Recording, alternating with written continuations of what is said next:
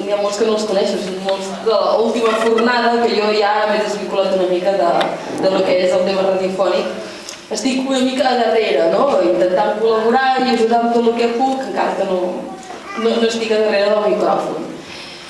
Malauradament també he trobat a faltar molta gent, fa una estona ho deia, no? I és que és això, és que són 25 anys però penso que era molt complicat realment a replegar-los a tots i tots els que hem pogut venir crec que tots hem fet un gran esforç i és molt xulo poder-vos veure de nou, no? Perquè molts feia molt temps que no us veia. Per part meva, el que ha significat la ràdio, doncs, ha significat la meva més recent joventut, no? El que diuen l'edat del pavo, que diuen els pares, no? Que potser és l'època més complicada, que els nens diuen que no agafin mals vicis, que no agafin mals costums, que agafin bones companyies.